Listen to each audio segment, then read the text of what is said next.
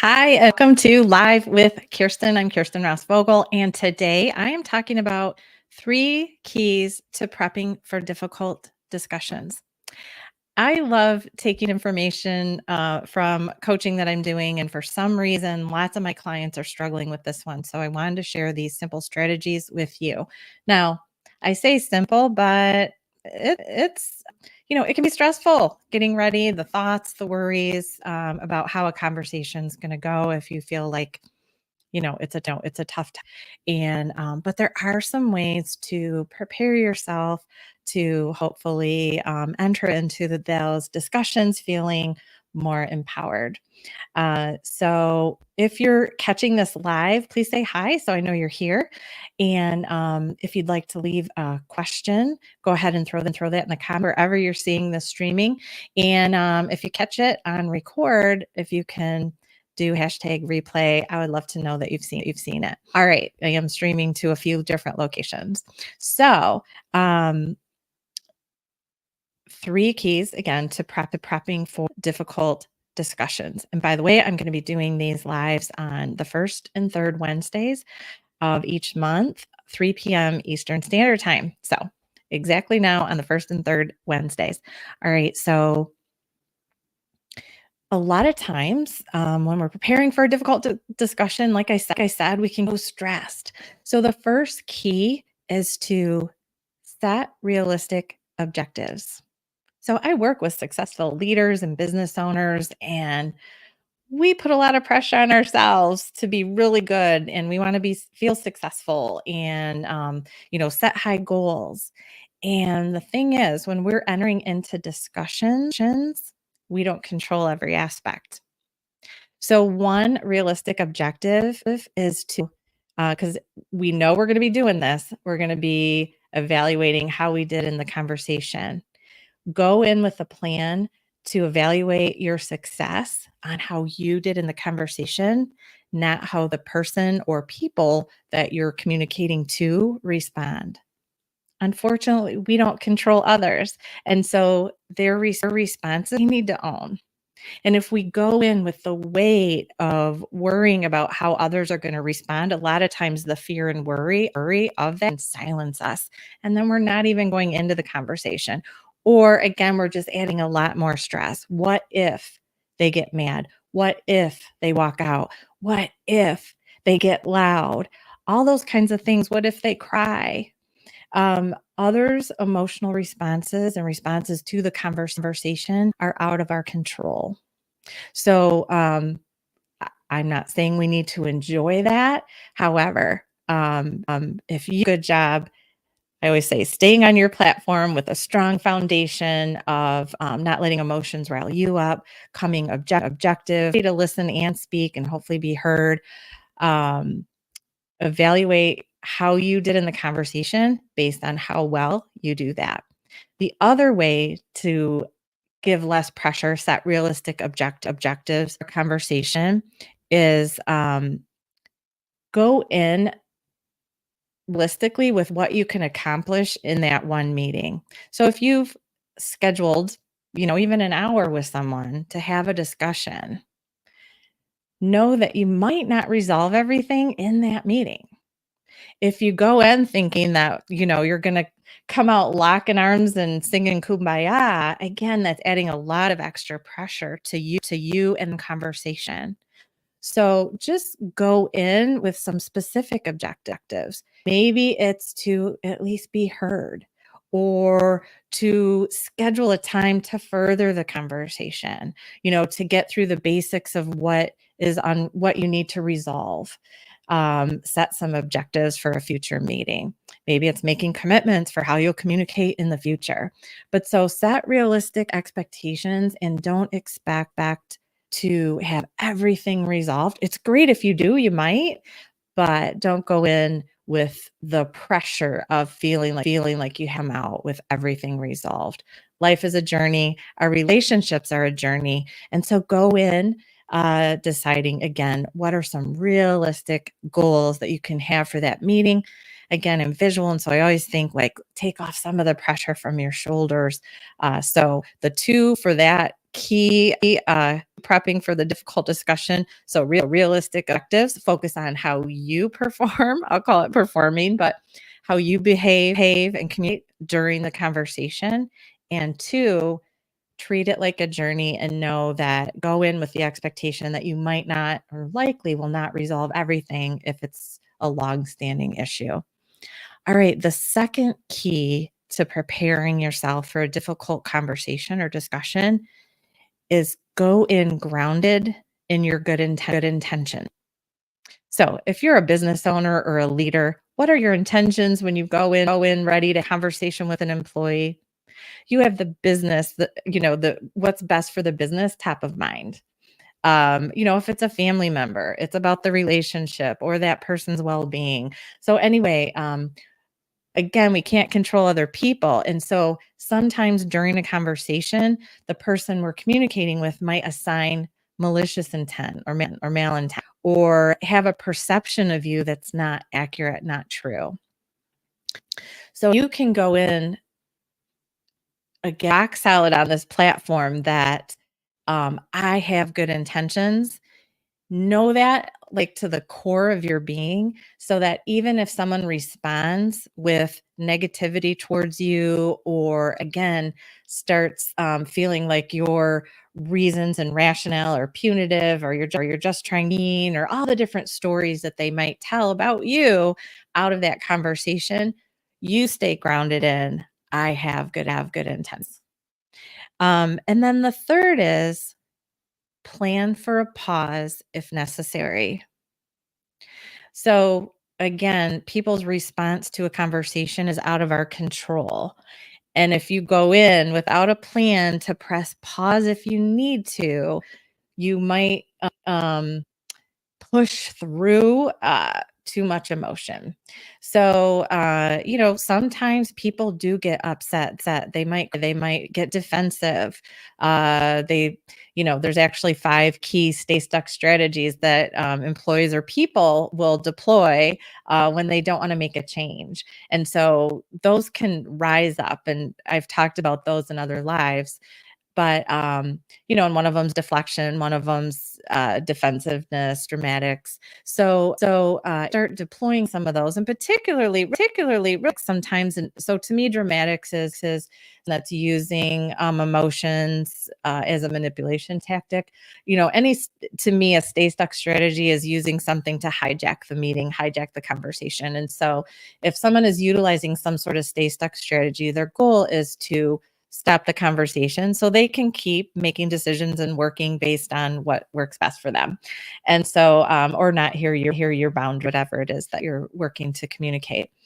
So dramatics to me are someone that's using like crying or some kind of emotional outburst. That's not authentic. So sometimes there is authentic emotion in conversations for sure. Someone feeling sad about what they've done or gaining some self-awareness and they feel bad about it. They realize the uphill battle they have to go through to make changes that they see are necessary, et cetera, or they just feel bad about prior behavior or something like that. But you can tell the difference if someone's crying out of manipulation to have you stop the conversation. But also defensive. Someone is getting too loud, too angry in your space, swearing, all of that. For sure, begin by trying to set boundaries. I need you to watch your tone. I need you to lower your voice, those kinds of things. Speak slower and softer yourself. Don't try to overpower them with more loud, being loud. But also if there's too much emotion coming at you and it's no longer productive, go in with a plan to press pause. It is fine to say, it feels like we can't move further through this conversation right now. Would you like to take 15 minutes to think about things or gather yourself, and then we can resume. So go in feeling empowered that, if things go really awry, and the person's reaction is bad, or even if we personally start feeling triggered, emotional, not no longer objective, falling away from good assertive communication, we can press pause. And so empower yourself with that thought, that plan that I will press pause if things go awry. So those are the 3 keys, and again, say hi, love to say hi back. The 3 keys to prepping difficult discussions, and throw your questions out. I'm gonna go to those in a second. Um, 1, set those realistic objectives. So 1, you're gonna evaluate your success in the conversation by how you do, not by how someone reacts. And also treat it as a journey, because remember, you might not resolve everything in that one conversation, and it's stressful if we feel like we have to resolve everything, and oh no, they're not reacting well, and I have to get this all figured out right now, and and have it all communicated and resolved. Relations are challenging, and sometimes it's just more complex than that. And so set a realistic expectation for what you can accomplish in the one meeting, but know you're likely entering into a journey. 2, go in grounded with your good intentions. So even if someone is assigning malicious intent, perspectives of you that you feel are not valid at all and aren't aligned with, your intentions, be really well in those, so you don't feel like you have to defend or get frustrated or all of that. Just know too that when they're doing that, a lot of times, listen for valid information back. If they're giving you some constructive feedback that feels right, okay, evaluate it. But if it's just them reacting and using that as a stay stuck strategy or a way to not hear you, um, come grounded in who you are, and what your intentions really are in the conversation. If you're speaking truth in love, know that you're grounded in those good intentions. And then the third is plan for that pause. Go in feeling empowered that it is fine to press pause on a conversation that is no longer productive or is going awry. And again, that can be you feeling a little too emotional, no longer engaging in good assertive communication, or the other person engaging in sting and stay stuck. She's, being defensive, deflecting, all of those kinds of things. All right. There's a couple of questions. And so let me ask those. And again, if you have any questions, throw them in the comments. I'm happy to answer those. We have a little bit more time today. If you're seeing this after the fact, of course, reach out to me with any questions or let me know if I can help. Um, all right. So somebody asked, I get so nervous and forget what to say. How can I avoid that? So I encourage you and give you, the go ahead to absolutely bring in notes. Even if you have to write it, particularly, so I once helped a manager. She was actually a supervisor with a very, very difficult. I mean, I've helped lots of leaders prepare, but this, for difficult conversations, but this one in particular was a very, very defensive, angry employee that really shouldn't have been there anymore. But he was so, um, I helped her write out exactly what she was going to say and just read it. And it is fine always to do that. There is nothing that stands in the way of you just reading what you need to read. And you can just say that. Set the stage too. But really the goal in these conversations is to maintain control of your own emotions, but also maintain control of that meeting. Don't let someone hijack it.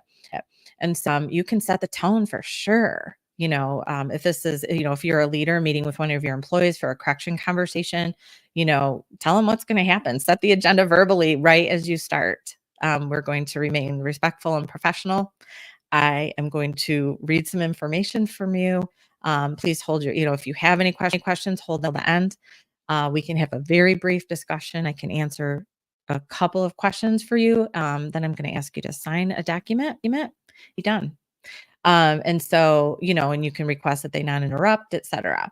So, and of course, if they do, you stop and you say, please, I'm going to, you don't need to address the questions again. Don't let them hijack, maintain control.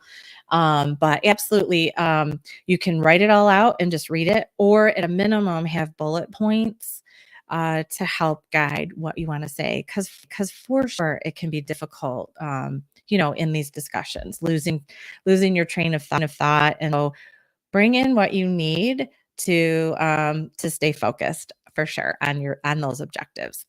Another question: how do you start a tough conversation? Yeah. So I hear that one a lot from my clients. They'll say, well, like, how do I even begin? What do I say? I don't know what to say. So one, it depends on the circumstance. So if it's an employee, and again, you're going to have some kind of correction conversation, part of discipline, etc. I like to think of them as corrections, though, where you see a gap in their behavior, and you're just going to point that out and give them a plan for how to minimize that gap. So, but anyway, so if it's an employee with a correction conversation, just say, just schedule the meeting. And again, I kind of just said how you should start it, set the tone for the meeting, let them know what's going to happen. So that's how you start. I brought you in today because we're going to discuss, your behavior performance. We have a gap between, what's required and how you're performing. And so I just want to spell that out for you. And we're going to talk about next steps about how to minimize that gap, something like that. And then you can say, especially if there's someone who in the past has gotten defensive or deflected or, had some stay stuck strategies, for sure, set those boundaries, right away. I'm going to read. I ask that you not interrupt, etc. So maintain control. Now, if it's your business partner or a friend or, someone in your personal life, your significant, the best way is to not catch them off guard. Plan it ahead. Let them know generally what you want to talk about so that everyone can be prepared.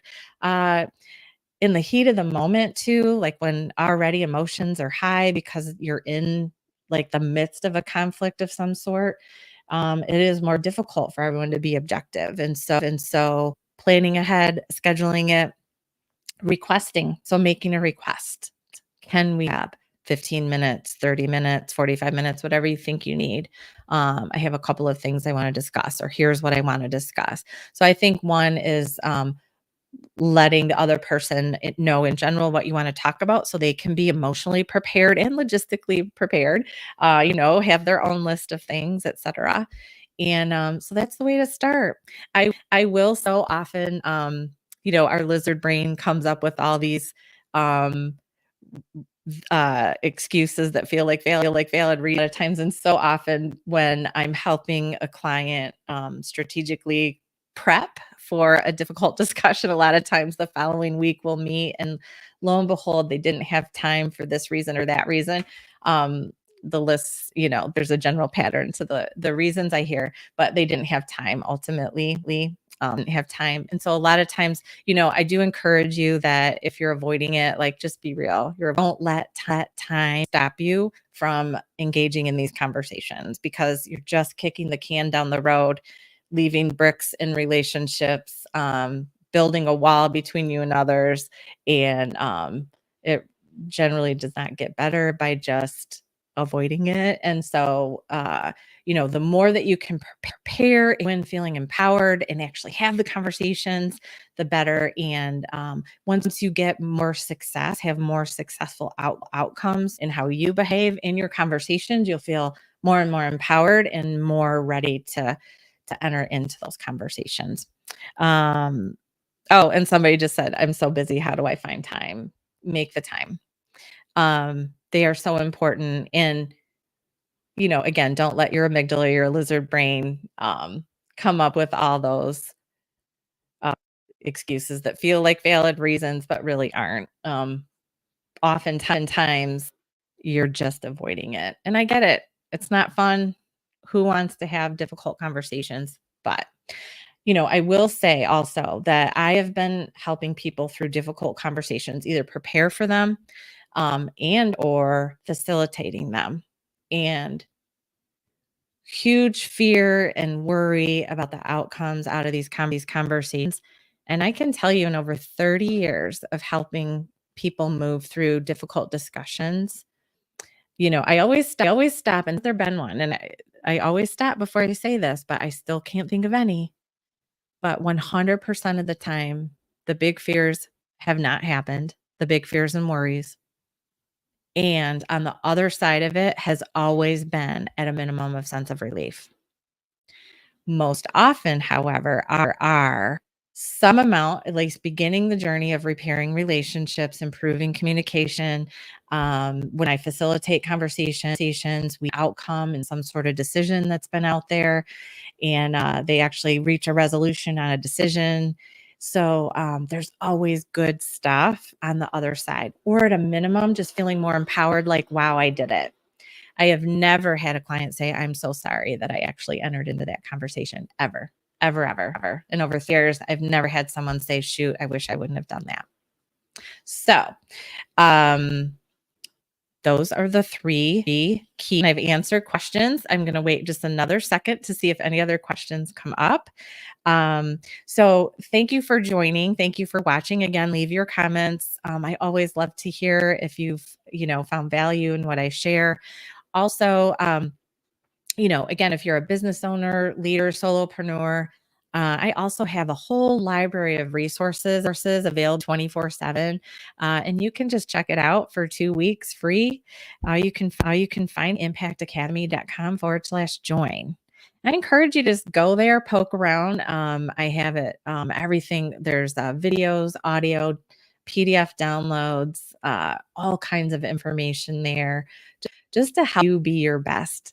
As leaders and business owners and people making a difference in the world, we can struggle with internal barriers and external barriers as we build teams.